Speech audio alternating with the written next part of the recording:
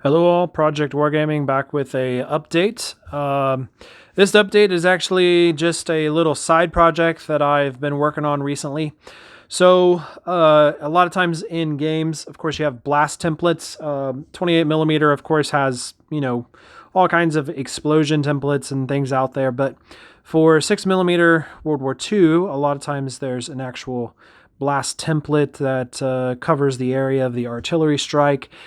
And, all I've used for that in the past is just a simple little wooden token or like a clear um, token that you just lay on top and just mark the area. And that works okay. In the rule system that I use, Fistful of Toes, you have full effect and half reduced effect. And so, you mark one side with an F and one side with an R and all that sort of thing. So, anyways, it works fine, but I just kind of thought that, might make it cooler, more cinematic, more interesting to actually make some blast templates that could increase in size and use differently. So this is what I'll take you through kind of how I've evolved and gotten to something that I'm happy with.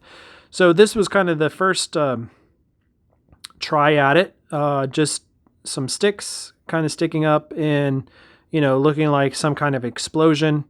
And then I came in and actually covered that with some different materials. So this is, I think, like the foam stuff that you would use on like the 28 millimeter stuff to make that kind of big and everything. But then this stuff here is, I think, just a really, really fine sand, which I wasn't as happy with. And this was kind of just a regular grit sand. Happier with that. So I found the material. I was going to use the sand and go from there, but wasn't happy with how this template produced explosion effects. So moved on from there. Next, I went to changing it up. I went to clear resin, which is what I wanted to do anyways. And then I kind of make these spiky little things, which they're actually just kind of cones, elongated cones. And that made a pretty good little explosion part. Again, put sand on there and then painted it gray and then with some black highlights. And then the resin, I actually went in with some washes and made it kind of yellowy and reddish to make it look like an explosion from the bottom.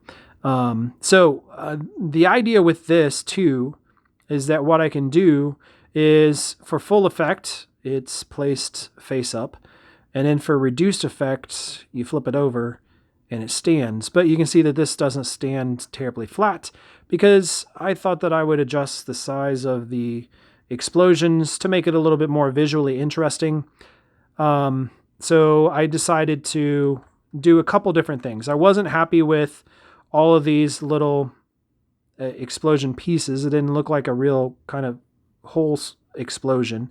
So I wanted to remodel that a bit. Plus, I just thought that the function of these standing flat would be better to play on the game. So I moved to a different style.